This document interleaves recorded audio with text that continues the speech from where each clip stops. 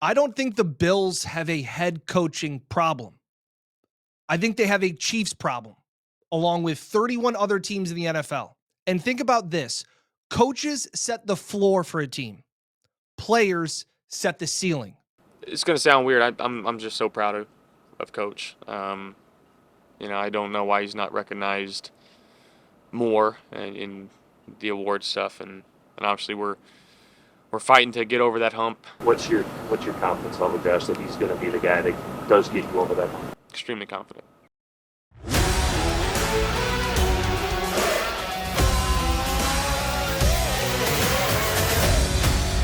Hey everyone, and welcome back to the Buffalo Plus YouTube channel presented by Connors and Ferris. Dan Fates here, all by himself on a Wednesday that is not great.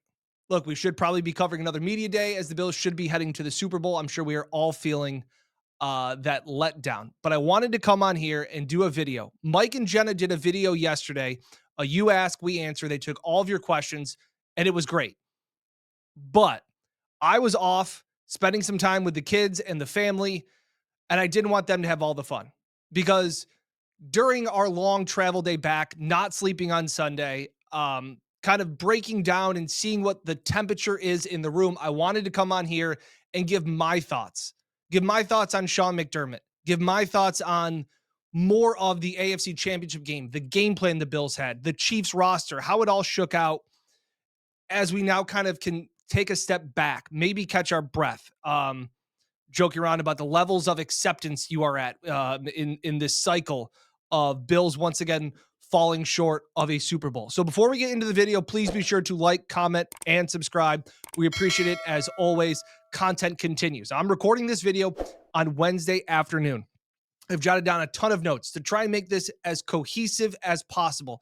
And I urge you to please stay through the entire video because I want to explain both sides of some of my thoughts. And maybe the outrage on Sean McDermott, the fourth down play call, which I've now seen broken down by 6-7 plus people about what went wrong. I had tweeted about it, but trying to encompass everything as we've digested and let a little bit of time pass. So obviously the first thing that comes out is the fact of Sean McDermott once again can't win the game. Can't get over the Chiefs. Lather, rinse, repeat. It's deja vu all over again. I didn't leave that game in Kansas City and think Sean McDermott, man, just let that game get away from him. He did it again. If 13 seconds, which will never be able to be fully erased, even when Sean does get over the hump, if and when that happens, 13 seconds will constantly be a permanent scar on him. And I get that. And if you can't get past that as a Bills fan or as an outsider looking at this Bills team saying they need to make a change, that's fine. I can understand that. But I think there needs to be a little bit more perspective. And I said that in the opening. I truly believe the Bills do not have a head coaching problem. I think that if you're calling for Sean McDermott to be fired after this kind of game, I think you're irrational. And I understand that. If you're a fan and your team loses, I get it.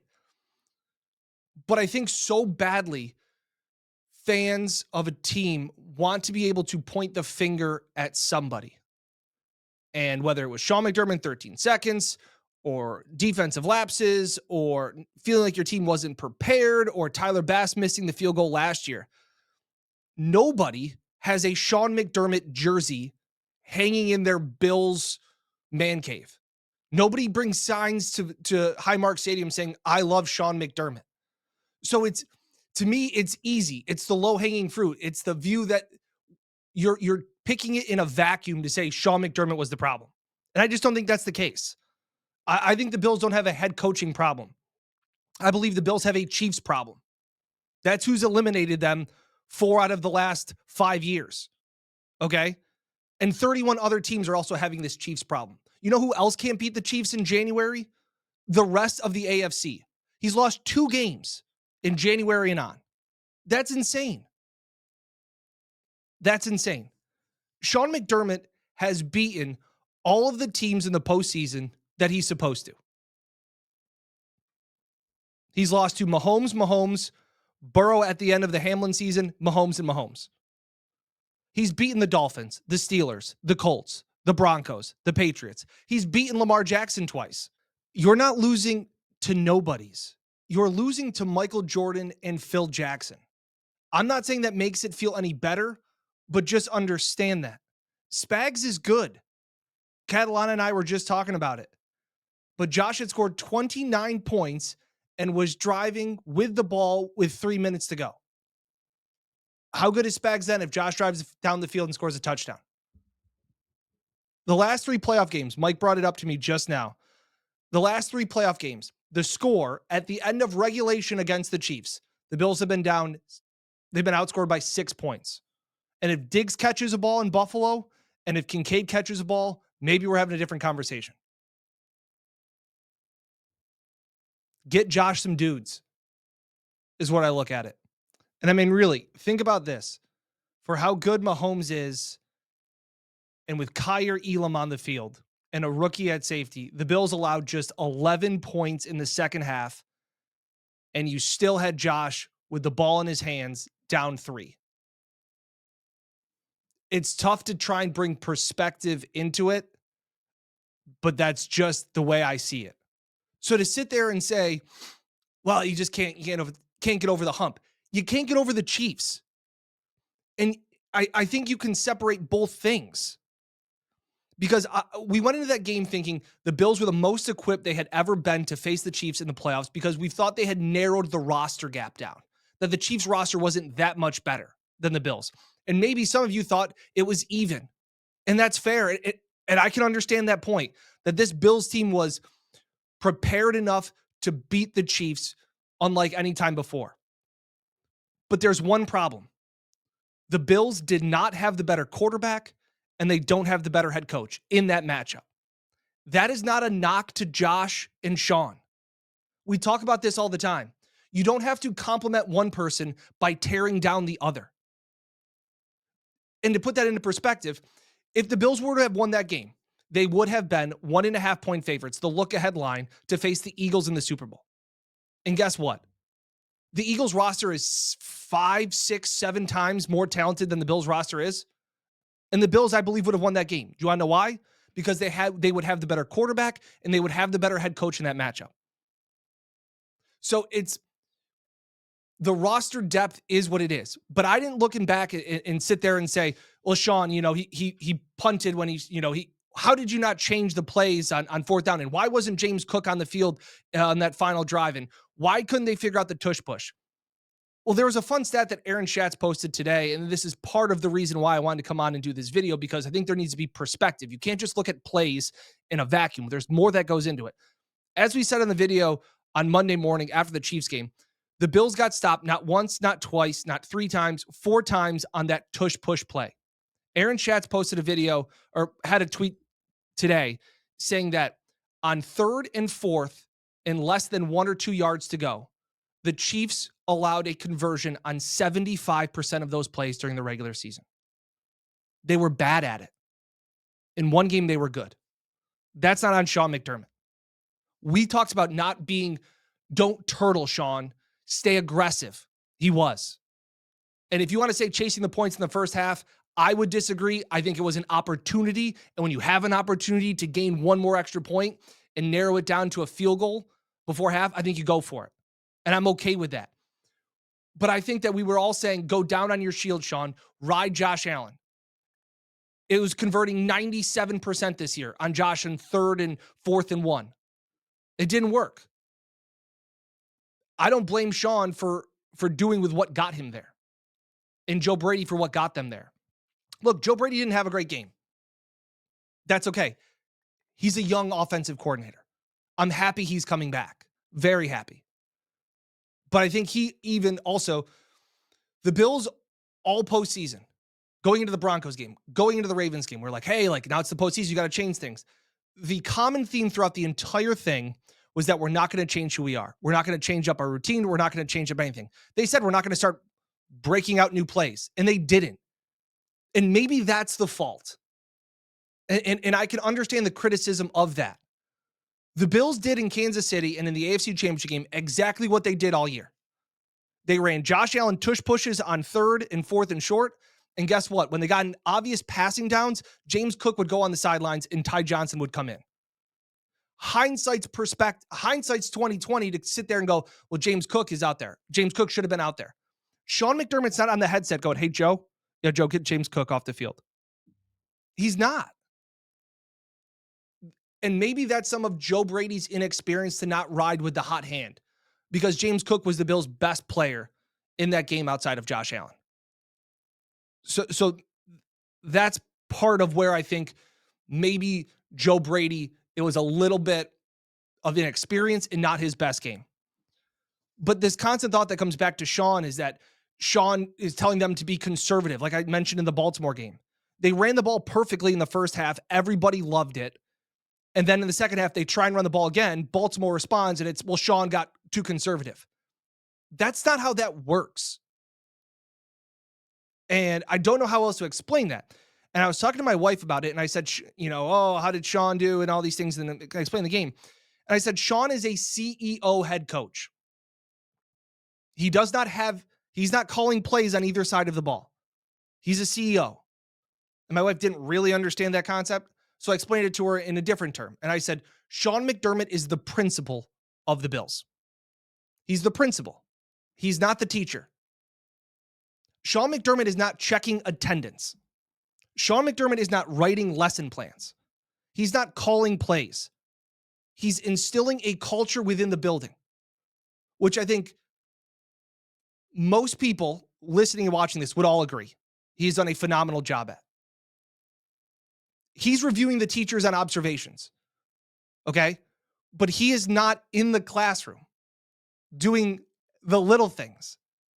He's not calling. He may say, hey, Joe, we're going for it on fourth down. Hey, on second down. Hey, if we don't get it, it's 4-down territory. Hey, Bobby, maybe think about blitzing here. Hey, they're sagging this. It's an overview. He's instilling the culture. That's part of what Sean has adjusted and adapted and all of those things. And I made the comparison. And another reason why I don't think they have that coaching problem is that they've played 9 times. Schefter talked about it. We talked about it in the podcast afterwards. The Bills have played the last 9 games against the Chiefs. The Chiefs have outscored the Bills 245-240. That sucks. They've lost the last 2 games in the playoffs by 3 points. Sucks. They're not getting their asses kicked time in and time out. And for as everybody views, to go back to my teacher analogy again, Steve Spagnuolo may go into the Hall of Fame as one of the greatest defensive coordinators of all time and all of his championships. He was able to stop Brady in the Super Bowl twice. All of these things, the defenses that he has built in Kansas City. Somebody saw him, a superintendent saw him and thought he's a great teacher, great in the classroom, gets good grades. The kids love him. Let's make him the principal. And there were riots and kids were fighting in the hallways. And they're like, whoa, that's not what happens under Sean as a head coach. So, and for as great as Spags is, and for everybody says Sean has such a hard time with Mahomes, which he does. I'm not alluding to that fact. I'm not trying to say that that's not real. Spags has just as much of a hard time against Josh. Look at Josh's numbers against Spags in the playoffs. Josh is a thorn in Spags' side. It just ends up that Spags also has Patrick Mahomes. It's like Andy Reid. He wasn't a very good clock manager. Couldn't win big games. You know what made Andy Reid a better clock manager and better at late games and big moments? Patrick freaking Mahomes. So provide a little context. Yes, I understand the flaws and the holes that Sean has not been able to get over the hump. But I don't think that this is some massive Sean McDermott problem, especially after rewatching that game. I just don't. And a really smart friend of mine told me that coaches set the floor for a team. Players set the ceiling. And I want you to think about that. Here's Josh Allen after the game, or after the season ended on Monday when he was asked about Sean McDermott.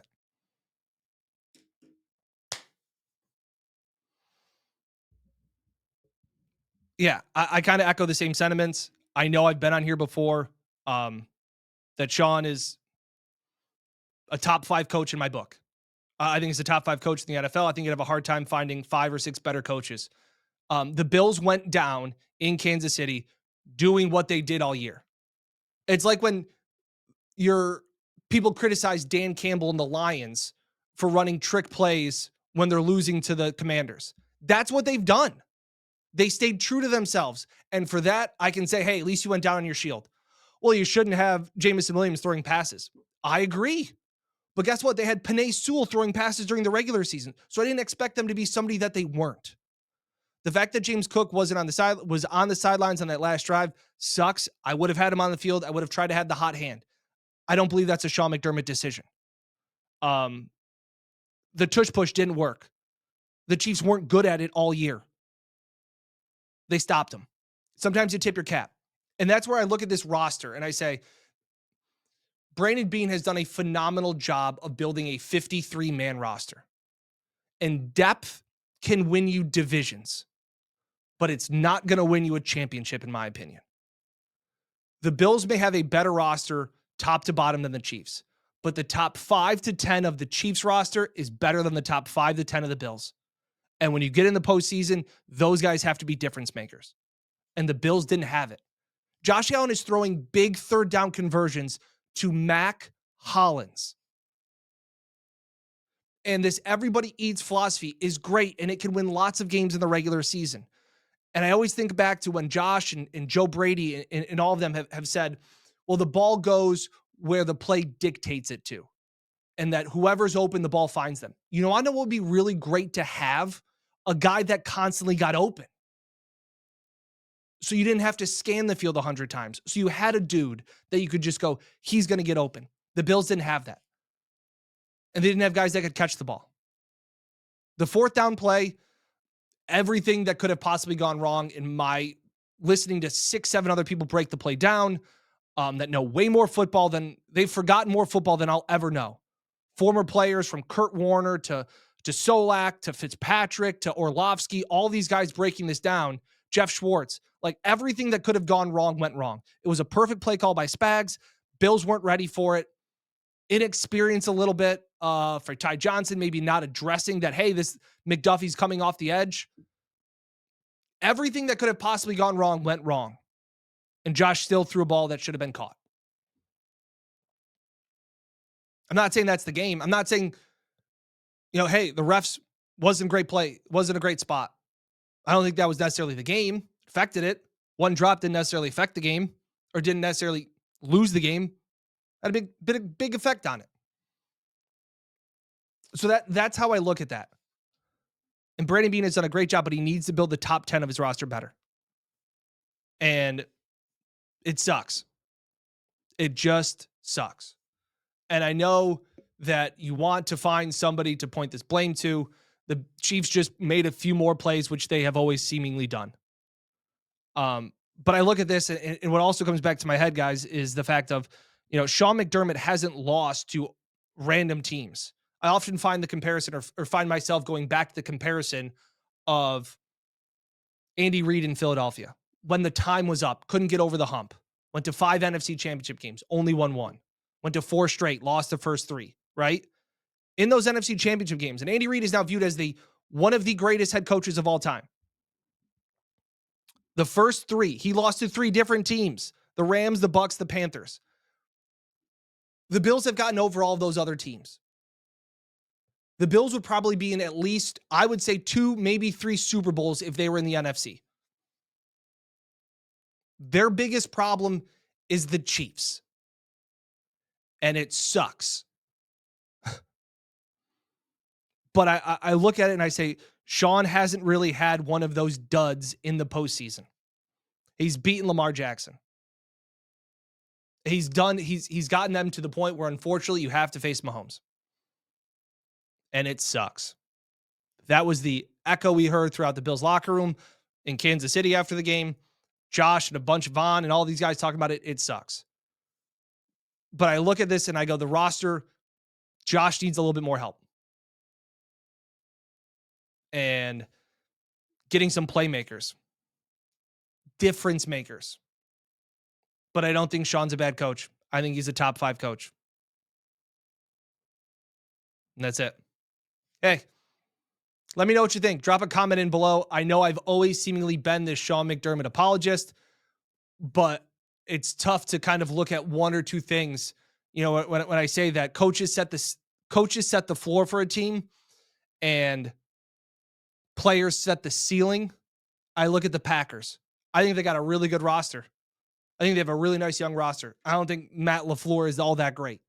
I think there are a lot of offensive coaches that are getting fired year in and year out because they hitch their wagon to a quarterback that you can fix this quarterback, or you can take this quarterback to the next level. And if a quarterback gets injured, your offense sucks.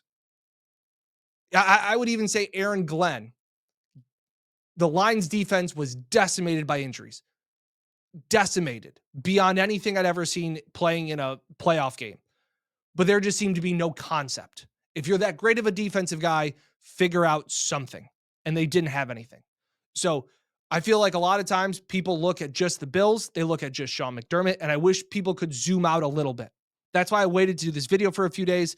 Mike and Jenna did a great video, as I said yesterday, but I wrote down 3 pages of notes. I wrote down notes on notes on notes about trying to put into context and take a bigger look at what went wrong. Guys need to make plays. Keon Coleman's got to be better. Josh has got to have guys that can separate.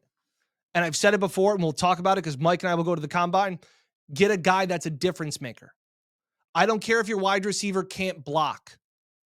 Can he run down the field and get open? I made the comparison before, and I'll find the video again. We did it last year before the draft. I don't care if you have 5 pitches as a pitcher that are all good. I don't want guys to be well-rounded. I want a difference maker. I want a guy who has a 102 mile per hour fastball that tails, that's tough to hit. I don't care what his changeup is. I want a guy that makes a difference. Xavier Worthy isn't a well-rounded player, but he's got speed, and that affects games. And in a game like that, you need a difference maker. The Chiefs have a bunch of them on defense. The Bills got a couple. Trent McDuffie, Chris Jones, positions that are directly impactful of that game. Sean McDermott doesn't have those pieces. Brandon Beane's got to get him some of those. That's how I looked at this game. Let me know what you think. It wouldn't be the first time I've been called stupid in some of these comments. I just went back and watched that game, and I didn't think there was any moment where I said, Sean, you really botched that. I don't put any more blame on him than any other coach that had lost a postseason game where I said, that sucks. You're on the wrong end of it. You had the ball, like he said, you had the ball down 3 with 3 minutes to go in Josh Allen's hands. Sucks. But that's not on Sean. And I even say it's not on Josh because Josh deserves better than that. They got to build a supporting cast that's a little bit better. All right. Brandon Beane, Sean McDermott will set to talk tomorrow. I'm recording this on Wednesday. They're set to talk Thursday at 11 a.m. and 2 p.m. We will have coverage from that. We will also have our podcast coming out, as always, on Friday. Thanks so much for listening to my best Mike Catalana impression as we got all the way down here to the end. Appreciate the video, as always. I hope I tried to be as coherent as possible when I made this video. Drop a comment in below. Let me know what you think. Let me know how you're feeling maybe now a few days afterwards. Let me know. Please be sure to like, comment, and subscribe. Over 36,000 subscribers. The comments, the people that we saw in Kansas City, hey, shout out Bills Mafia, all that stuff. Crazy. Never gets old. Constantly surreal to us. But appreciate it as always. Thanks for watching as I try to make sense of this Bills dilemma. Sean, Josh, and the Chiefs. Thanks again for watching. We'll catch you next time here on the Buffalo Plus channel, presented by Connors and Ferris.